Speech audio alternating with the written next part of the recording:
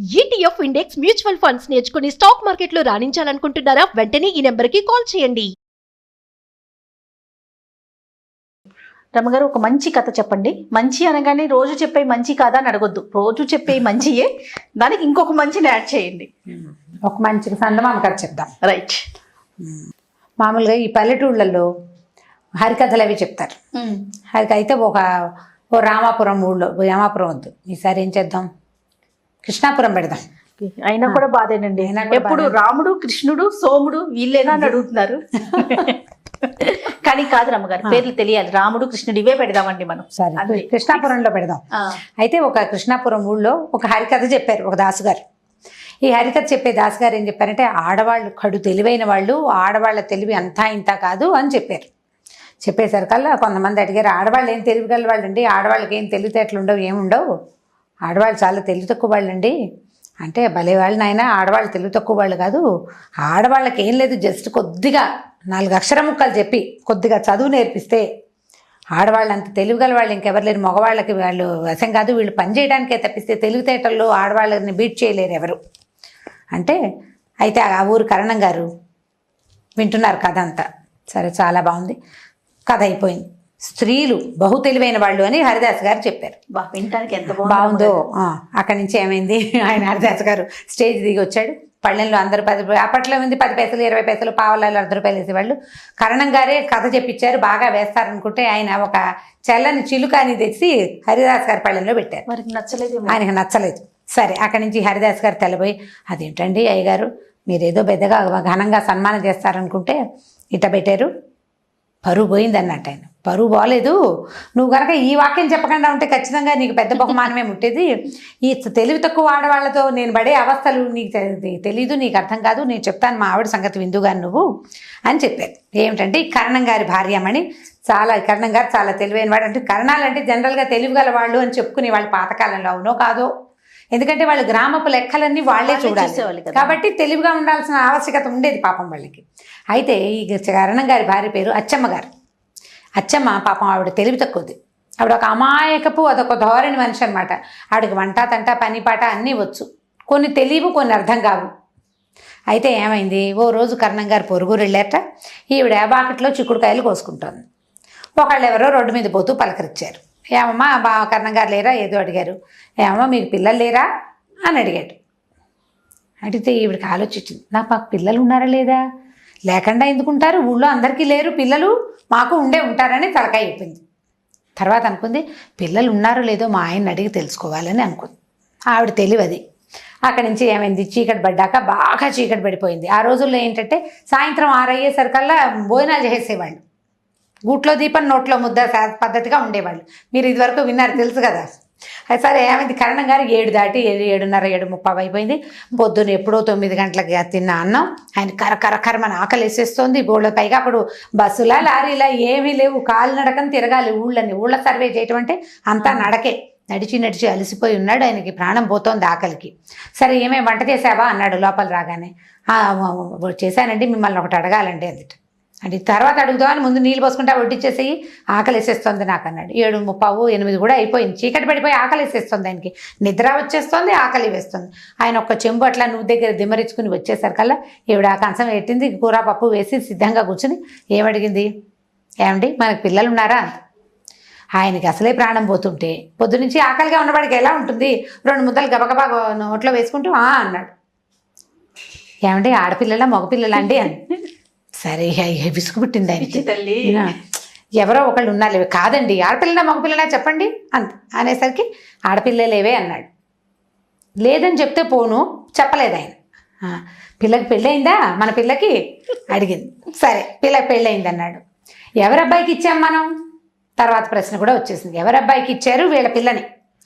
ఇక ఆలోచించాడు, విసుగు పుట్టింది ఆయనకి. గబగబా తినేస్తున్నాడు ఆయన స్పీడ్గా. ఇది చెప్పలేక సమాధానం, ఎవడో లేని ఉన్నాడే ఆయన పేరు వల్లకాట్లో రామనాథయ్య, ఆయనకి ఇచ్చామన్నాడు. ఈవిడ పేరు గుర్తుపెట్టుకుంది.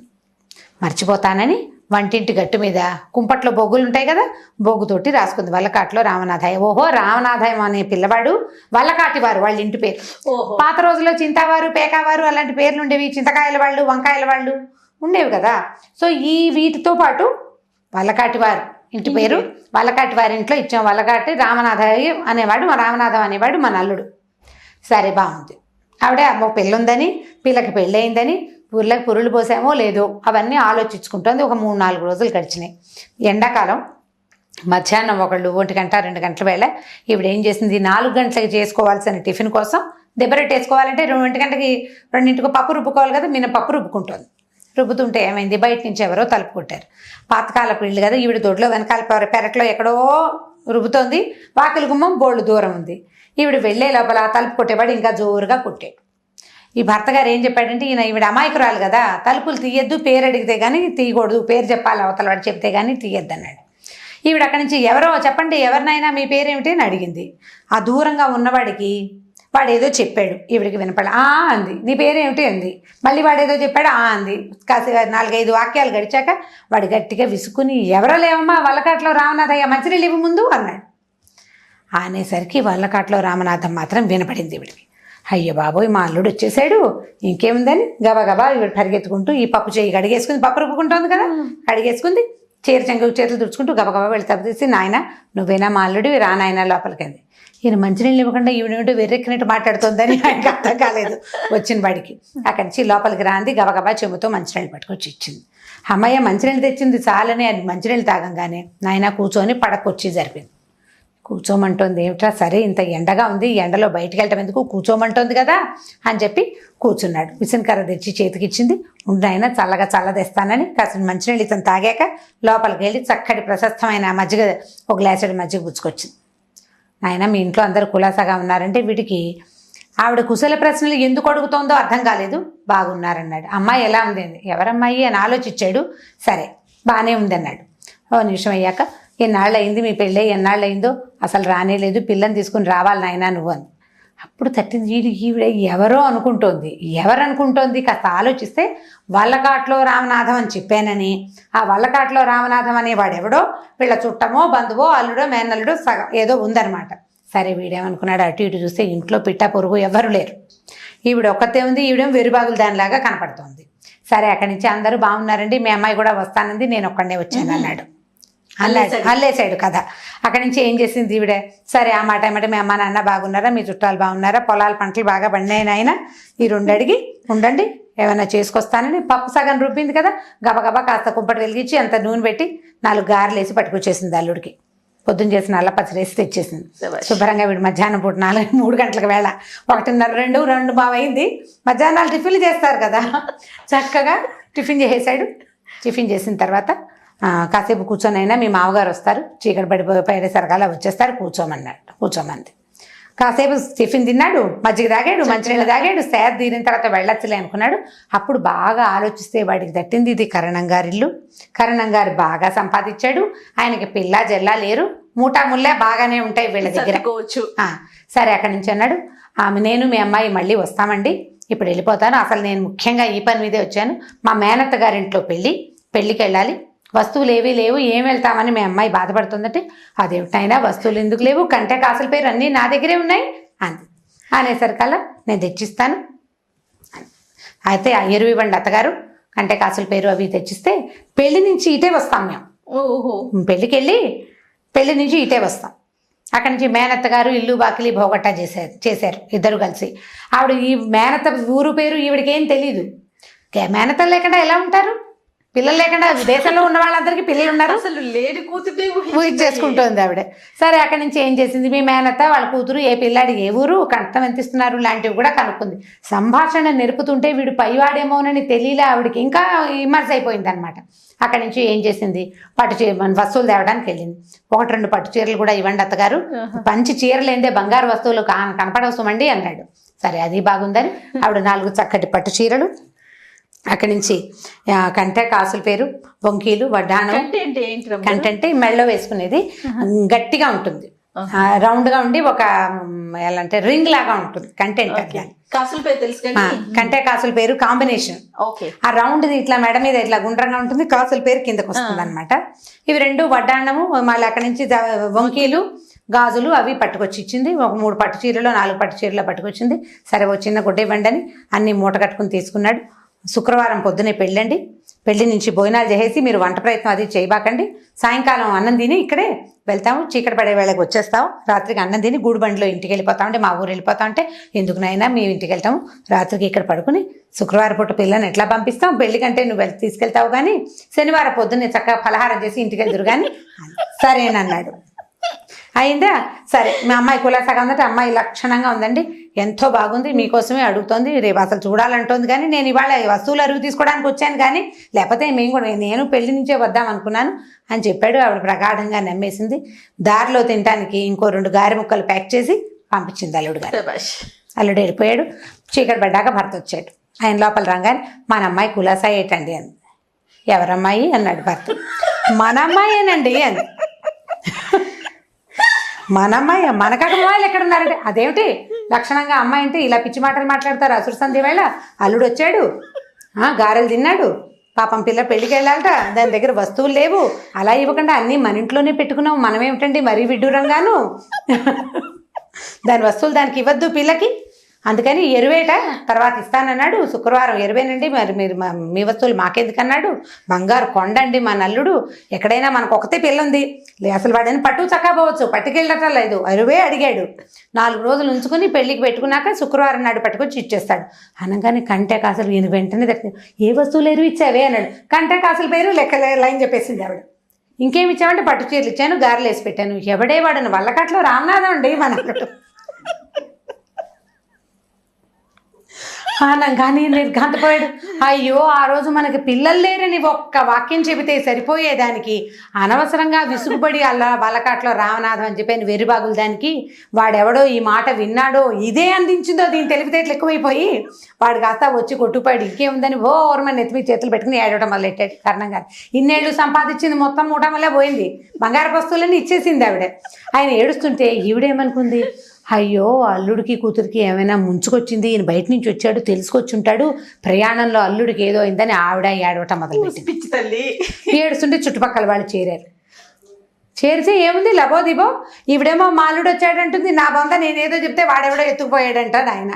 ఇక వస్తువులు పోయాయని ఏడుస్తున్న కరణం గారిని, లేని కూతురికి అల్లుడికి ఏదో జరిగిందని ఏడిచే అచ్చమ్మ గారిని, ఇద్దరిని ఓదార్చి ఆ ఊరి జనం ఇలా కర్మానికి ఎవడ కర్తలు అని అనుకుంటూ పోయారు. ఇప్పుడు హరిదాస్ గారికి ఈ కథ చెప్పారనమాట కరణం గారు. అంత తెలివిగల స్త్రీతోటి ఉంటున్నాను నాయన, స్త్రీలు తెలివిగల వాళ్ళు అని నువ్వు చెబితే నాకు నీకు డబ్బులు ఇవ్వాలనిపించట్లేదు, మరోసారి మా ఊరు రాకు. ఒకవేళ ఏ ఊరైనా వెళ్తే ఇలాంటివి చెప్పకు, స్త్రీలను చదివించండి, స్త్రీలకు కూడా తెలివితేటలు ఉండే అవకాశం ఉంది అనాలి, అంతేగాని స్త్రీలే తెలివిగల వాళ్ళని నువ్వు చెప్పద్దు. తెలివిగల వాళ్ళు కాదు స్త్రీలు, వాళ్ళని కొంత చదివించాలి, కొంత తెలియచేయాలి, కొంత లోకజ్ఞానం అలవరిచి పెళ్లిళ్ళు చేయాలి. ఈ 7 ఏళ్ల 3 ఏళ్ల పిల్లలకి పెళ్లిళ్ళు చేశాక వాళ్ళని మా నెత్తి మీద పడేస్తారని ఆయన తిట్టి హరిదాస్కి ఏమీ ఇవ్వకుండా పంపించేశారు. ఇప్పుడు ఈ వల్లకాట్లో రామనాథం గారి కథని తెలుసుకుని మీరు పిల్లలకి చెప్పాలి. ఎలా చెప్తారో చెప్పండి, మీ ఇష్టం. ఎంత బాగుందో రమ్మగారు, స్టార్టింగ్ నుంచి నవ్వుతుంటే నాకు కళ్ళల్లో నీళ్ళు కూడా వచ్చేస్తున్నాయి. అద్భుతంగా ఉంది స్టోరీ. తెలివైన వాళ్ళకి ఉంటారు, ఇప్పుడు కూడా ఉన్నారంటారు రమ్మగారు. ఎందుకంటే ఇప్పుడు ఇది సందర్భం కాదు కానీ ఈ మాట చెప్తాను. రైస్ పుల్లింగ్ నేను నమ్మట్లా జనం. రైస్ పుల్ చేస్తాం, రైస్ పుల్లింగ్, ఈ బియ్యం ఒక చోట ఉండి బియ్యాన్ని లాగుతుంది, దానివల్ల డబ్బు వస్తుంది. బంగారం దీనికి గంపలో పెట్టండి, రేపు పొద్దుటికి డబల్ అయిపోతుంది. పిచ్చి బొందలు కాదా వీళ్ళందరూ? ఇది తెలివే? కొంతమంది అంట బాబాలని నమ్ముతారు, మంత్రగాళ్ళని నమ్ముతారు. అక్కడెక్కడో భూమిలో భూగర్భ నిధులు ఉన్నాయని, భూగర్భ నిధి ఉంటే మాత్రం నువ్వు ఎలా తీసుకుంటావు? గవర్నమెంట్ కాదు, దానికోసం వెళ్తా. అత్యాస కాదు రమ్మగారు, మెరుగు పెడతామని చెప్పి వస్తారు, మెరుగు పెట్టే వాళ్ళకి వస్తువులు తీసి ఇచ్చేస్తారు. ఒకటిచ్చి చూద్దాం అనుకోకుండా అన్ని వస్తువులు చేతులు పెడితే అట్లా రోడ్డు మీద బంగారం దొరికిందని 100 రూపాయలు, ఈ 100 మీదేనా అని మోసం చేసేవాళ్ళు ఉన్నారు. వీళ్ళందరూ తెలివి తక్కువ పెద్దమ్మలే. ఇప్పుడు ఆవిడది మరీ తెలివి తక్కువ అనుకో, ఇప్పటికీ ఉన్నారు తెలివి తక్కువ పెద్దమ్మలు. మీరు ఎంతమందిని నమ్మి మోసపోవట్లేదు? ఫేస్బుక్లో ఫ్రెండ్షిప్లు చేసి మోసపోయి డబ్బులు లక్షలు ఇచ్చేసేవాళ్ళు కొంతమంది, ప్రాణాలకి మీదకి తెచ్చుకుంటున్న వాళ్ళు కొంతమంది. ఏం తెలివి? ఏది తెలివి లేదు. తెలివి లేవు. స్నేహాలు చేసి ఫ్రెండ్షిప్లతోటి ఒకటితోటి ఫ్రెండ్షిప్ చేస్తే వాడు తన ఫ్రెండ్స్ 3 4 ఆడపిల్లల్ని పనిచేసి సర్వనాశనం చేసేసే వాళ్ళు ఉన్నారు. మీకు ఏవి తెలివితేటలు? ఇప్పుడు మోసగింపబడుతున్న వాళ్ళలో ఆడవాళ్ళు మగవాళ్ళు కూడా ఉన్నారు లోకంలో. ఇప్పుడు కనపడుతుంది, రోజు పేపర్ చూస్తామా, కొంతమంది అమ్మాయిలు మోసపోయినట్టు, కొంతమంది మగవాళ్ళు మోసపోయినట్టు కనపడుతున్నాం.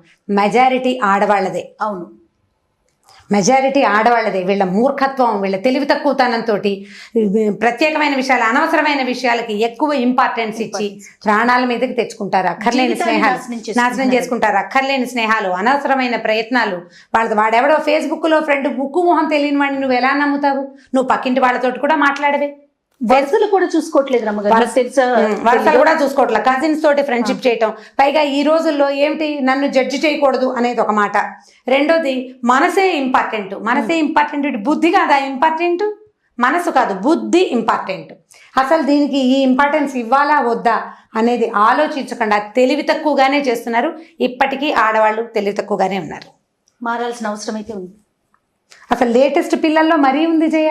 ఇంత చదువుకుంటున్నారు, తెగ చదివేస్తున్నారు అమ్మాయిలు, అయినా కూడా పప్పులో కాలేస్తున్నారు. చాలా మూర్ఖంగా, అంటే అది మీరు అన్నట్లుగా బిహేవ్ తెలివి తక్కువ పనులు, చెయ్యకూడని పనులు, అక్కర్లేని మాటలు, ఇద్దరితో ముగ్గురుతోటి ఎట్ ఏ టైం స్నేహాలు చేసి ముగ్గురిని మెయింటైన్ చేయాలనుకోవటాలు, పప్పులో కాలేయటాలు, అనవసరంగా పెద్దవాళ్లతోటి స్నేహాలు, ఈడుకు మించిన వ్యవహారాలు, అన్నీ తప్పులే. ఇవన్నీ హెచ్చుగా ఆడపిల్లల్లోనే కనపడుతున్నాయి. ఇప్పుడు మీరంతా నా మీద యుద్ధానికి రావద్దు. పేపర్లో ఉన్న సెన్సెస్ని బట్టే చెప్తున్నా. ఎగ్జాక్ట్లీ రమ్మగారు. న్యూస్ పేపర్ చూస్తామా, మోసపోయిన మగవాళ్ళ కథలు కనపడతాయి. అవి 4 ఉంటే ఇవి 10 ఉంటున్నాయి. ఎందుకు అంత తెలివి తక్కువగా ఉంటున్నాను? విపరీత ధోరణులండి. మీరు అన్నట్లుగా వయసుకు మించిన స్నేహాలు, బంధాలు కానీ అనుబంధాలు, అసలు మంచి చెడు ఏమి అమ్మా నాన్న కంటే ప్రపంచం అంతా ఇంపార్టెంట్ గా కనపడుతుంది. అదొక ప్రాబ్లమ్. అమ్మా నాన్న ఇంపార్టెంట్ గా కనిపించారు. వీళ్ళన్నిటికీ నీకు అడ్డుకట్ట కడతారు. నిజం, అన్నిటికీ ఆపుతారు. అమ్మ ప్రతిదీ వద్దంటుంది, నాన్న అన్ని కంట్రోల్ చేస్తాడు. కానీ నీకు అన్నం నీళ్ళు ఎక్కడి నుంచి వస్తున్నాయి? నీ ఫ్రెండ్స్ ఎవరు ఇవ్వరు కదా, ఫ్రెండ్స్ ఇవ్వరు. నువ్వు ఫ్రెండ్షిప్ చేసే వాళ్ళలో ఎవడు నీకు తెల్లారలేస్తే అన్నం పెట్టాడు, నేను నిద్ర లేపడు. వీళ్ళే కదా చేస్తారు. అది తెలుసుకుని చావకుండా తెలివితేటలు లేవు చేయ. ఇంకా బాగా తెలివిగా లేరా ఆడవాళ్ళనే అనిపిస్తుంది. ఆలోచించి చూడండి. డెఫినెట్గా రమ్మగారు. Thank you. మంచిగా నవ్వించారు, మంచి ఆలోచింప చేసే మాటలను కూడా చెప్పారు. చాలా బాగుంది రమ్మగారు. ఇంకొక వీడియోలో మళ్ళీ కలుద్దాం. తప్పకండి.